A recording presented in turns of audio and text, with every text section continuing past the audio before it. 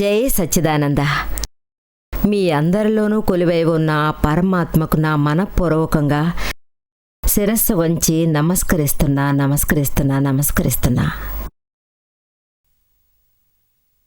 ఈరోజు మనం అమ్మా నాన్న పిల్లల వ్యవహారాల గురించి ఇంకా కొంచెం వివరంగా మాట్లాడుకుందాం. పోయిన ఎపిసోడ్లో మనం మన పిల్లలతో ఒక ఫ్రెండ్ లాగా స్నేహంగా ఉండాలని చెప్పాను. అప్పుడు వాళ్ళ విషయాలన్నీ ఏ విషయమైనా సరే మనసు విప్పి ఫ్రీగా మీతో మాట్లాడతారు. అది మాత్రమే కాదు, వాళ్ళ జీవితంలో బాయ్ ఫ్రెండ్స్, గర్ల్ ఫ్రెండ్స్ గురించి, వాళ్ళు ఎవరిని పెళ్ళి చేసుకోవాలని అనుకుంటున్నారు, సంతోషంగా ఉన్నారా, ఇవన్నీ కూడా వాళ్ళు ఓపెన్ మైండ్తో మీతో అన్నీ చెప్తారు. అందువల్ల వాళ్ళతో ఫ్రెండ్షిప్ చేయడం చాలా ముఖ్యం. వాళ్ళతో మీరు ఫ్రెండ్షిప్గా ఉంటే ఆ తర్వాత హిట్లరిజం మీరు చేయరు. ఒక మంచి ప్రసంగం ఒకటి జరిగింది, దాదాజీ జీవితంలో జరిగిన సంభవం. అది మీరు మంచి శ్రద్ధగా వినండి. అది మీ జీవితంలో ఉపయోగించడం ప్రారంభించండి. మీ పిల్లలు దీనిని విని మంచి పద్ధతిగా ఉంటారు. ఒకసారి దాదాజీ ఆయన మనవరాలింటికి వెళ్ళారు. ఆయన సొంత కొడుకు కూతురు కాదు, ఆయన బావమరిది గారి మనవరాలు. అక్కడికి ఆయన చుట్టంగానే వెళ్ళారు. అక్కడ ప్రసంగించటం ఆయన చూశారు. అక్కడున్న మనవరాలు ఆమె అంకుల్ ఆఫ్రికాలో ఉన్నారు, చాలా ఆస్తిపరులు. ఆయనకి పిల్లలు ఎవరు లేరు. ఆయన బావమరిది పిల్లల్నే ఆయన పిల్లలుగా భావిస్తున్నారు.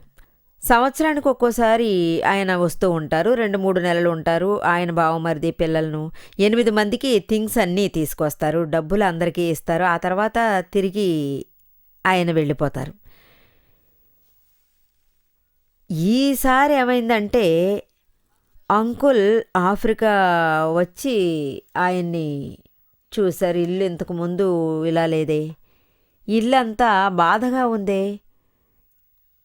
బావమరిది గారి మొహంలోనూ ఏదో బాధ రేఖలే కనపడుతూ ఉన్నాయి. ఆయన బావమరిదితో ఏం జరిగింది అని అడగడానికి చాలా ప్రయత్నించారు. ఏమైంది, నీకు ఏం కష్టం వచ్చింది, ఎందుకు మొహం ఇలా దిగులుగా పెట్టుకున్నావు, నిజం ఏమిటి అని చెప్పనేలేదు. ఏదో ఒకటి చెప్పి దాటేస్తున్నారు. ఆ తర్వాత అంకుల్కి గ్రామం నుండి విషయం ఏమిటని అర్థమైంది. బావమరిది చాలా అప్పులు చేశారని తెలిసింది. బిజినెస్లో లాస్ వచ్చింది. అందువల్ల అప్పులు ఆయనకు ఎక్కువైపోయాయి. డబ్బు ఎవరు తిరిగి ఇవ్వలేదు, ఆయన దగ్గర ఏమీ లేదు. ఇవన్నీ విని బావమరిది మీద ఆయనకు చాలా కోపం వచ్చింది. ఆయన బావమరిదిని తిట్టడం ప్రారంభించారు. నీకు బిజినెస్ చేయడం తెలియలేదు, ఏమీ అర్థం చేసుకోవడం లేదు, నీకు ఉన్న 4 ఆడపిల్లలు పెద్దవాళ్ళయి, వాళ్ళకి పెళ్లి చేసి పంపించాలి కదా, దీనివల్లనే నీకు పేరు పోయింది, దీనివల్లనే ఎవరు నీకు అంటే మీ అమ్మాయికి అబ్బాయిని ఇవ్వనని అంటున్నారు. ఇది జరిగి 30-35 సంవత్సరాలు అయ్యింది. ఈ విషయం అంకుల్ చెప్పేటప్పుడు బావమరిదికి కొంచెం కూడా భరించలేకపోయారు. మనసులో ఒక గౌరవం ఉండడం వలన ఆయనకి ఎదురు సమాధానం ఏమీ చెప్పలేదు. కానీ లోపల మనసులో ఒక నిర్ణయానికి వచ్చారు. అంటే నా అంకుల్ దగ్గర నా కష్టం గురించి ఒక్క విషయం కూడా చెప్పను. ఎందుకంటే ఆ అంకుల్ హిట్లరిజంలా చేస్తారు. చూడండి, హిట్లరిజం చేసినా కూడా ఆయన డబ్బులు ఇవ్వడానికి తయారుగానే ఉన్నారు. అలా ఉండి కూడా ఆయన ఒక్క విషయం కూడా మాట్లాడలేదు. ఆ అంకుల్ బావమరిది దగ్గర ఎంత లాస్ అయింది, ఎంత డబ్బు కావాలి అని ఆయన్ని అడిగి సతాయిస్తున్నారు. నేను డబ్బులు ఇస్తాను, నువ్వు ముందు దీని నుండి బయటకు వచ్చేయన్నారు. కానీ ఈయన మాటలు అస్సలు వినలేదు. ఆ సమయంలోనే దాదాజీ అక్కడ ఉన్నారు. 2 రోజులు చుట్టంగా ఉందామని వెళ్ళారు. దాదాజీ అక్కడికి వెళ్ళగానే అంకుల్ దాదాజీతో తన బావమరిదిని చూపించి ఈయన ఎలా ఉన్నారు అని అడిగారు. నా మాట వినడమే లేదు, ఈయనకి చాలా అప్పులు ఉన్నాయి, నోరు తెరవడమే లేదు. ఎంత అని చెప్పు, నేను ఇస్తాను అంటే నోరు తెరవడం లేదు, చెప్పడమే లేదు. దాదాజీతో మీరు ఈయనకు అర్థమయ్యేటట్లే చెప్పండి అన్నారు. దాదాజీకి అక్కడ పరిస్థితి ఏంటి అని అర్థమైపోయింది. ఆ బావమరిదికి ఒంటరిగా కలుసుకునే అవకాశం పరిస్థితి ఆయనకు కల్పించి ప్రేమగా కరుణతో ఆయన్ని అడిగారు. ఏంటయ్యా, నీ మొహంలో ఎంతో దిగులుతో బాధతో కూడిన రేఖలు కనపడుతున్నాయి. నీకు ఏం కష్టమని నాకు చెప్పు. నువ్వెప్పుడూ నవ్వుతూనే కదా ఉంటావు. ఇప్పుడు ఎందుకిలా అయ్యింది నాతో చెప్పు అన్నారు. అంత ప్రేమ కరుణతో కూడిన మాటలు దాదాజీ నోటి నుండి వచ్చాయి. ఆయన మనసు ఊరట చెందింది. ఆయన కన్నుల నుండి కన్నీరు రావడం ప్రారంభించింది. లోకంలో నాకని ఒకరు ఉన్నారని అనిపించడం ప్రారంభించింది. దాదాజీ మాట్లాడడం వలన ఆయనకు ఒక సంతోషం. ఆయన అన్ని విషయాలు చెప్పారు. ఇంత నాకు లాస్ అయ్యింది బిజినెస్లో. వెంటనే దాదాజీ ప్రేమతో ఆయనకు అర్థమైనట్లు చెప్పారు. ఏంటయ్యా, మీ అంకుల్ నీకు సహాయపడడానికి తయారుగా ఉన్నారు కదా, ఎప్పుడు నీకు డబ్బు వస్తుందో అప్పుడు ఆయనకి మళ్ళీ నువ్వు తిరిగి ఇచ్చేయి. ఇప్పటికీ ఈ కష్టం నుండి బయటకు వచ్చేయి. నువ్వు పెళ్లి చేసి పంపించేందుకు 4 అమ్మాయిలు కూడా ఉన్నారు. ఒకవేళ ఈ లోకానికి నువ్వు అప్పులతో మునిగిపోయావని తెలిసిందంటే ఆ తర్వాత మీ అమ్మాయిలకి ఎవరు అబ్బాయిలనిస్తారు? అందువలన ముందు నువ్వు దీని నుండి బయటకు వచ్చే మార్గాన్ని చూడు. అంకుల్ చెప్పినట్లు విను, ఆయన దగ్గర నుండి డబ్బు తీసుకో. అంత ప్రేమగా చెప్పడం వలన ఆయన అర్థం చేసుకున్నారు. సరే, నేను అంకుల్ దగ్గర డబ్బు తీసుకుంటాను, మీరే చెప్పేయండి, డబ్బు లెక్క రాసి పెట్టుకోమని చెప్పండి అన్నారు. ఆ తర్వాత దాదాజీ ఆ అంకుల్తో ఆయనకింత డబ్బు ఇవ్వండి అని చెప్పారు. ఆ మేరకు ఖర్చు ఉంది. దానికి అంకుల్ వెంటనే ఆశ్చర్యంతో భ్రమించిపోయారు. అయ్యయ్యో, నేను 1.5 నెలల నుండి ఇతని దగ్గర అడుగుతూనే ఉన్నాను, ఒక్క మాట కూడా చెప్పలేదు, కానీ మీరు అడిగిన 5 నిమిషాల్లోనే అన్నీ చెప్పేశాడే. ఎలా ఇది కుదిరింది? ఎలా మీ వల్ల అతనికి అన్నీ అర్థమయ్యేటట్లు చేయడం జరిగిందని అడిగారు. దాదాజీ చెప్పారు, మీరు అంకుల్, ఆయన మీకు బావమరిది, నేను తాతయ్య, ఆయన నాకు మనవడు లాంటివాడు. ఎప్పుడు మీరు మీ బావమరిది దగ్గర ఖర్చుల గురించి అడిగారో అప్పుడు మీకు ఆయన బావమరిదిలాగా, అంకుల్లాగా మాట్లాడాలి, తండ్రిలాగా తిట్టి అడిగారు. అది మాత్రమే కాదు, హిట్లరిజం చేశారు. బట్ నేను నా మనవడి దగ్గర ఖర్చు గురించి మాట్లాడేటప్పుడు నా మనసులో నేను ఒక బటను నొక్కాను. నేను అంటే అతనికి తాతను, అతను నాకు మనవడు. నేను ఈ సొల్యూషన్ని అతనికి చెప్పాను. అందువలనే అతడు నేను అడిగిన వెంటనే అన్ని విషయాలు నిజాన్ని దాచకుండా చెప్పారు. ఇదే నేర్చుకోవాలి, అందరూ నేర్చుకోవాలి. అందరూ వాళ్ళకి తండ్రిగా అనుకుంటున్నారు. మన ఇంట్లోనే నేనే పెద్ద, మన మాట మీదే ఈ ఇంట్లో వాళ్ళందరూ నడుచుకోవాలి, నేను చెప్పిందే అందరూ వినాలి. నేను తండ్రిని అనే బిలీవ్ ఎక్కువగా ఉంది, నేనే తాతను అనే బిలీవ్ పోవడం లేదు.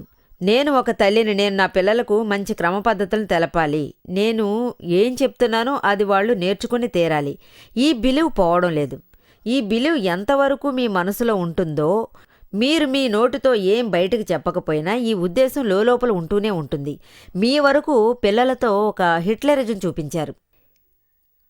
ఈ విషయం ఖండించిన తర్వాతే దాదాజీ ఒక గొప్ప అందమైన మార్గాన్ని చెప్పారు. ఎప్పుడూ ఈ బటన్ అంటే నిరాడంబరంగా ఉండడం నేర్చుకోండి. మనకంటే చిన్నవాళ్లుగా ఉన్నా పర్వాలేదు, వాళ్ళని మనమే ఒకటిగా అనుకోవాలి. దాదాజీ ఎప్పుడూ నిరాడంబర భావనతోనే ఉండేవారు. సపోజ్ ఆయన్ని ఎవరైనా తిట్టినా కూడా, లేదంటే మీరు గాడిదని అన్నా కూడా వెంటనే ఆయన చాలా నిశ్శబ్దంగా వింటారు. అవునా నాయనా, నేను నీకు గాడిదలాగా కనిపిస్తున్నానా అని అడుగుతారు. చాలా సంతోషం నాయనా, నువ్వు నాకు ఎంత పెద్ద టైటిల్ ఇచ్చావు, గాడిద ఎంత పెద్దగా ఉంటుంది, కానీ దానికంటే నేను చాలా చిన్నవాణ్ణి. మీరే చెప్పండి, ఆత్మ కంటే పెద్ద విషయం ఈ లోకంలో ఏం ఉంటుంది? ఆయన ఎప్పుడూ ఆ స్థితిలోనే ఉంటారు, నిరాడంబరంగానే ఉంటారు. చిన్నవాటిలో చిన్నది, సూక్ష్మంలో సూక్ష్మమైనది ఆత్మే కదా. పెద్ద పెద్ద ఆకారాలలోనూ ఆత్మ ఉంది. ఫిజికల్గా ఖచ్చితంగా సూక్ష్మమే, కానీ దాని శక్తి చూస్తే బ్రహ్మాండాన్నే బద్దలు చేసే శక్తిగా ఉంటుంది. ఈ 2 స్థితులలోనూ ఉండే విధంగా ఉండి కూడా తన వ్యవహారాలలో నిరాడంబరంగానే ఉన్నారు. ఇది మేమందరం అనుభవంలోనే తెలుసుకున్నాం. దాదాజీకి ఎన్నో వేల మంది భక్తులు ఉన్నారు, కానీ ఎవరికీ ఈ బిలీవులో ఆయన ఉండనివ్వలేదు. నేను ఒక గురువు, పెద్ద మనిషిని, మీరు అందరూ భక్తులు అనేది లేదు. ఆయన ఎప్పుడూ నేను ఆత్మను, మీరందరూ ఆత్మలే, మీరందరూ ఆత్మ అనే గమనంలోనే ఉండండి. ఈ ఆత్మలో ఎవరు పెద్దవాళ్ళు, ఎవరు చిన్నవాళ్ళు, ఈ దృష్టి మీలో వచ్చిందంటే ఆ తర్వాత మీ జీవితం వేరుగా ఉంటుంది. ఆ సమయం నుండి ఏ మత భేదాలు మీలో ఉండవు, ఎవరితోనూ గోల గొడవ అనేవి ఉండవు. ప్రేమ, పాశం ఇవి మాత్రమే బంధం ఏర్పడుతుంది. ఈ అందమైన విషయాన్ని దాదాజీ నుండి నేర్చుకునే అదృష్టం నాకు కలిగింది. జీవితంలో ఇంతవరకు దీన్ని గూర్చి తెలియకుండానే ఉన్నాం. చిన్నపిల్లలు ఎవరైనా వస్తే వెంటనే ఆయన చిన్నపిల్లలాగా అయిపోతారు. పెద్దలతో పెద్దవాళ్ళగా ఎవరితోనైనా సరే ఆయన వయసు వారిలాగే ఆయన ఆత్మలో ఉండి పైన క్రింద అలాగా ఇలాగాని ఉండడం జరుగుతుంది. లేదంటే నేను పెద్ద మనిషిని, నేను ఒక జ్ఞానిని, ఇదంతా ఉందంటే నేనే అది నా అనే అహంకారం పోవడం జరగదు. నిరాడంబరంతో ఈ ఆత్మలో నేనే ఆత్మను అని అంటారు. దీనిలోనే ఆయన ఉంటున్నారు. కొంతమంది అమ్మానాన్నలకి ఒక ప్రశ్న రావచ్చు, పిల్లల దగ్గర ఏ విధంగా ఫ్రెండ్షిప్ చెయ్యాలి అని. చాలామంది పిల్లలు తట్టుకోలేకపోతున్నారు. అంటే కొంచెం కొంచెంగా ఒక విషయాన్ని ఆలోచించే శక్తి వాళ్లకు ఖచ్చితంగా లేదు. కానీ వాళ్ళు కొంచెం పెరిగి పెద్దవాళ్ళైన వెంటనే అది ఒక సమస్యగా ఉన్నా వాళ్ళు దాన్ని సమర్థించుకుంటున్నారు. ఆ సమయంలో మీ మాటలు పిల్లలకు ఇష్టం కాకుండా అయిపోతుంది. మీ దగ్గరే మేమెందుకు చెయ్యాలి, మీరే ఎందుకు చెయ్యకూడదు అని అడుగుతారు. మీరు ఏదైనా పని చేస్తే ఇది మేము ఎందుకు చెయ్యాలి అని అడిగారు. మీ వల్ల ఆ సమయంలో వాళ్ళని సమాధానపరిచే విధంగా ఉంది కదా, ఆ విధంగా మీ వల్ల సమాధానపరచడం కాలేదంటే అప్పుడు మీ దగ్గర ఏదో తక్కువగా ఉందనే కదా తెలుస్తుంది. ఇది మీ వీక్నెస్గానే ఉంది. ఇది మీరు అర్థం చేసుకోవాలి. ఎందుకంటే వాళ్ళు మీ వీక్నెస్ని ఓవర్కమ్ చేయడానికి మీరు వాళ్ళని కోప్పడి మీ వ్యూని నిర్బంధం చేస్తే ఖచ్చితంగా ఇలా వాళ్ళు చేయకూడదు, ఖచ్చితంగా చేయనేకూడదు. వెంటనే దీనిని మీరు అర్థం చేసుకోవాలి. ఈ విధంగా ఒకసారి జరిగిందంటే ఏమైనా సరే ఫ్రెండ్షిప్ అనే విధంగా దగ్గరకు రానేరారు. ఆ టైము మనం పిల్లల్ని మంచి విధంగా అర్థం చేసుకొని మనమే వాళ్ళకి మంచి ఫ్రెండ్గా మారాలి. అప్పుడే వాళ్ళని మనం అర్థం చేసుకోగలం. లేదంటే అర్థం చేసుకోలేం. వాళ్ళని పిలిచి కూర్చోబెట్టుకుని నువ్వు ఎందుకు ఇలా ఉన్నావు, మంచిగా అందంగా ఆలోచించమని చెప్పండి. దానికి వాళ్ళు సమాధానం చెప్తారు. ఆ తర్వాత వాళ్ళు చెప్పే ఆ కారణాలు కరెక్టా, సరైనవేనా? వాళ్ళు చెప్పింది సరైందని అనిపిస్తే అది తీసుకోండి. తప్పనిపిస్తే మీరు వాళ్ళు తీసుకున్న విధంగానే వాళ్ళకి అర్థమయ్యేటట్టు చెప్పండి. వాళ్ళు కన్విన్స్ అయ్యేంత వరకు వాళ్ళకి అర్థమయ్యేటట్టు చెప్పడం చాలా ముఖ్యం. వాళ్ళు మీరు చెప్పిన దాన్ని అర్థం చేసుకుంటే మంచిది, కానీ అంత మేరకు మీరు వివరంగా చెప్పాలి. సహనాన్ని కొంచెం కూడా వదులుకోకూడదు. నిర్మలమైన మనస్సుతో కొంచెం కూడా కోపం లేకుండా ఉండాలి. మీరు వాళ్ళకి అర్థమయ్యేటట్టు చెప్తూనే ఉండాలి. చెప్తూనే ఉండండి. అర్థమయ్యేట్లు చెప్తూ ఉండేటప్పుడు ఒక్క పాయింట్లో వాళ్ళకి విషయం అర్థమవడం ప్రారంభమవుతుంది. మనం అనవసరంగా మాట్లాడడం కుదరదు. వాళ్ళు మన పాయింట్ని అర్థం చేసుకోకపోతే వాళ్ళు కన్విన్స్ అయ్యే వరకు మనం వాళ్ళకి చెప్తూనే ఉండాలి. అప్పుడు కూడా వాళ్ళు కన్విన్స్ అవ్వలేదనుకోండి, ఆ తర్వాత మనం ఖచ్చితంగా విత్డ్రా అయిపోతాం. అప్పుడు వాళ్ళ దాన్ని ఒప్పుకోమని వదిలేస్తున్నారు. 2 రోజులు లేదంటే 4 రోజులు అయిన తర్వాత మళ్ళీ ట్రై చేయండి. ఒకవేళ వాళ్ళని ఫోర్స్ చేయడం మాత్రం మీరు చెయ్యకూడదు. మీరు దీనిని ఫాలో చేసి చూడండి. ఖచ్చితంగా మీరు సక్సెస్ అవుతారు. నేను చాలా ఎక్కువ మంది అమ్మా నాన్నలకు ఇది ఫాలో చేయడం చెప్పి అర్థం అయ్యేటట్లు చేశాను. వాళ్ళందరూ ఫాలో చేస్తూనే ఉన్నారు. దాని ఫలితం చాలా మంచి విధంగా ఉంది. ఒక సహోదరి నన్ను చూడడానికి వచ్చారు. ఆవిడ ఈ అమ్మా నాన్న పిల్లల వ్యవహారాల గురించి టీవీ ఎపిసోడ్లో చూశారు. అది చూసిన తర్వాత ఆవిడ నన్ను చూడాలని ఇక్కడికి వచ్చి నన్ను కలుసుకున్నారు. నేను అక్కడికి రాగానే మా అబ్బాయి కొంచెం కూడా చదవడం లేదని చెప్పారు. 9 సంవత్సరాలు వచ్చాయి, కానీ నాకు చాలా తలనొప్పిగా తయారయ్యాడు. ట్యూషన్కి వెళ్ళడం లేదు, అడిగితే నాకు ఇష్టం లేదని అంటున్నాడు. నాకు ఈ టైంలో ట్యూషన్కి వెళ్ళడం ఇష్టం లేదు, వేరే ఎవరినైనా తీసుకురండి అని చెప్పి ఒక్కొక్క టీచర్ని మార్చి చెప్తున్నాడు. ఇంకా ఎన్ని రోజులని ఇలా చేసేది? వాడు ట్యూషన్కి వెళ్ళడం లేదు, స్కూల్కి వెళ్ళడం లేదు, దాంతోపాటు చదవడం లేదు. నేనేం చేసేది? అప్పుడు ఆవిడతో చెప్పాను, ముందు మీ అబ్బాయిని విడిగా నేను తీసుకుని వచ్చి అడిగాను, ఏమ్మా నీకు స్కూల్కి వెళ్ళడం ట్యూషన్కి వెళ్ళడం ఇష్టం లేదా, ఎందుకు ఇష్టం లేదు అని అడిగాను. వాడు ఏమీ చెప్పకుండా అలాగే చూస్తూ ఉన్నాడు. ఊరికే ఏ విషయం చెప్పకుండా కూర్చుని ఉన్నాడు. నేను చదవవలసినది ట్యూషన్లో చదువుతున్నాను, కానీ ట్యూషన్ టీచర్ నన్ను బయట నుంచో పెడుతున్నారు. అందువలన నాకు ట్యూషన్ అంటే ఇష్టం లేదు, భయంగా ఉంది. చూసారా, వాడి సైకాలజీ ఆ సమయంలో చాలా డిస్టర్బ్ అయింది. ఇది నాకు ఇష్టం లేదు, వెళ్ళను అంటే అతన్ని వదిలేయాలి, పట్టుబట్టి అతన్ని వెళ్ళమని చెప్పకూడదు. ముందు మీరు మీ టీచింగ్ని మార్చుకోండి. మన దగ్గర ఉన్న టీచర్ని చూసి వాళ్ళని తీసుకొచ్చి వాళ్ళు చెప్పింది ఫాలో చేయమని చెప్పండి. ఆ అబ్బాయి సంతోషంతో చదవడం ప్రారంభిస్తాడు. దాంతోపాటు మంచి మార్కులు తెచ్చుకుంటాడు. ఎప్పుడు పిల్లలకు ఏమేమి కష్టాలు ఉన్నాయి అని మీరు అడిగి తెలుసుకోవాలి. మీరే ఖచ్చితంగా వాళ్ళని సరిచెయ్యాలి. ఎప్పుడైనా పిల్లలే తప్పు చేస్తారు, తల్లిదండ్రులు తప్పు చెయ్యరు అని ఏ శాస్త్రంలోనైనా చెప్పారా? ఆ అమ్మా నాన్న తప్పు చెయ్యరా ఏంటి? చాలా తప్పులు చేస్తూనే ఉంటారు. ఆన్ ద కాంట్రీ 15% పిల్లలవే తప్పులుగా ఉంటాయి. 85% తల్లిదండ్రుల తప్పులే ఎక్కువగా ఉంటాయి. ఇది రియలైజ్ అవ్వడమే లేదు. ముందు రియలైజ్ అయ్యి వాళ్ళు ఎక్కడెక్కడ తప్పులు చేస్తున్నారని ఫైండ్ అవుట్ చేయండి. ఫైండ్ అవుట్ చేసిన తర్వాత ఫ్రెండ్స్ లాగా ఉండి వాళ్ళని ఇక్కడ తీసుకురండి, మంచి క్రమశిక్షణలో ఉంచండి. అబ్బాయితో చెప్పొచ్చు కదా, నువ్వే ఇది అర్థం చేసుకో నాయనా. ఆ పాతకాలంలో ఎలా ఉందని అంటే, అమ్మా నాన్నలు చెప్పేది పిల్లలు వింటారు, అందరినీ ఒకే విధంగా చూస్తారు. ఆ డిఫరెంట్ థాట్ అనేది వాళ్ళకి ఫ్యామిలీ విషయంలో చాలా తక్కువగా ఉంది. అందరినీ ఒకే విధంగా చూడండి. ఖచ్చితంగా వేరు భావన వాళ్ళలో కలగనే కలగదు.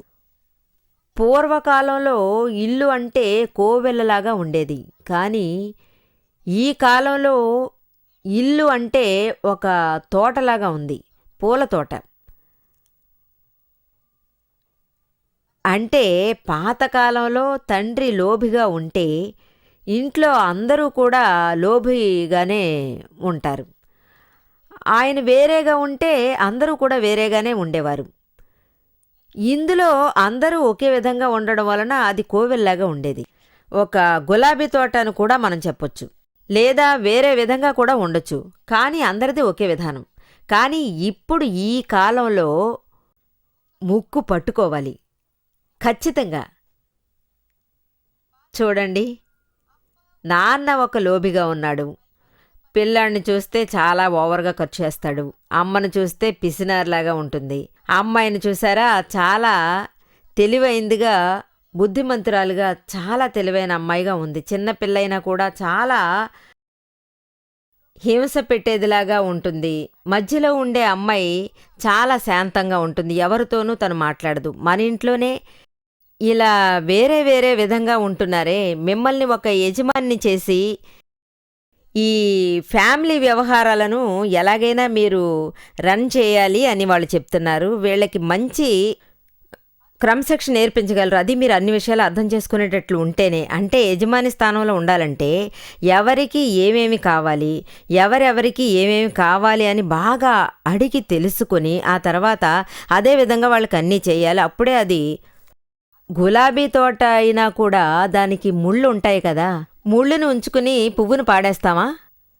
అది గులాబీ పువ్వు, దాన్ని ఎవరైనా విసిరి పారేస్తారా? ఆ గులాబీ పువ్వు విలువను మీరు ఖచ్చితంగా అర్థం చేసుకోవాలి. ఎందుకంటే పువ్వులకే రాణి కదా, దాంతోపాటు ముళ్ళు ఉంటాయి కదా. ఇంట్లో విధమైన సమస్యలు ఉంటూనే ఉంటాయి. ఒకరు గులాబీ పువ్వు అంటున్నారు, ఇంకొకరు మల్లె పువ్వు అంటున్నారు, ఇంకొకళ్ళు చామంతి పువ్వు అంటున్నారు, కొంతమంది తప్పు అంటున్నారు. అన్నీ వేరే వేరే విధంగా ఉంటున్నాయి. ఇది నేను నా ఫ్యామిలీ గురించి చెప్తున్నాను. నా ఫ్యామిలీలో 4 బ్రదర్స్, అందరూ జాయింట్ ఫ్యామిలీనే. బిజినెస్ అందరూ కలిసే చేస్తున్నారు. కానీ దాదాజీ లెక్కల ప్రకారం ఒక్కొక్క వార్త వాళ్లకు తగ్గట్టుగానే ఉన్నాయి. ఒకరు అందరినీ కలుసుకోవడంలో చాలా ధైర్యంగా ఉంటారు. అంటే ఆయన దేనికైనా సమర్థుడు, అన్నింట్లోనూ మాట్లాడడంలో చాలా అఖండుడు. ఆయనకు పిఆర్ఓ జాబ్ ఇచ్చారు, ఫాలోవర్ ఆఫీస్ పని చేయమని చెప్పారు. ఇన్కంలో ఒక మంచి రిలేషన్షిప్ కుదుర్చుకుందామని చెప్పారు. దాంతోపాటు బిజినెస్లో మంచి విధంగా అభివృద్ధి చేసి, ఇంకొకరిని చూస్తే చాలా పిసినారి. ఆయన బ్యాంకులో concession mind, mechanical mind, concessional మైండ్లో వేసి చూడడం జరిగింది. ఒకరు ఈ పిఆర్ఓ లాగే ఉన్నారు. వేరే విధంగా ఉండడం వలన వేరే వేరే బాధ్యతలు ఇచ్చారు. అంత మంచిగా బిజినెస్ జరిగింది, చాలా బాగా జరిగింది. ఇదే విధంగా మన ఇంట్లో కూడా వేరే విధులు ఉంటూనే ఉన్నాయి కదా, చూడండి వీటిని. అదే విధంగా వాటిని అర్థం చేసుకోండి, మంచి విధంగా ఉపయోగించుకోండి. ఎవరికి ఎందులో ఇంట్రెస్ట్ ఉందో దాంట్లో వాళ్ళకి పని ఇవ్వండి. మేము మాతో ఉండే వాళ్ళకి ఆ విధంగానే ఇస్తున్నాం.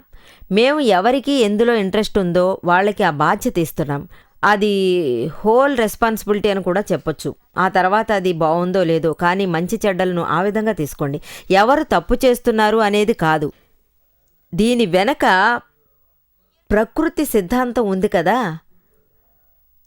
ప్రాఫిట్ వస్తుందో లాస్ వస్తుందో ఏదొచ్చినా సరే వాళ్ళు మన తెలివితేటల వల్ల కష్టపడేటట్లు చేయడం లేదు. తెలివితేటలే కారణమైతే చాలా అకౌంట్స్లో ఉంటారు, కానీ చాలా డబ్బున్న మార్వడీల్లాగే ఉంటున్నారు కదా.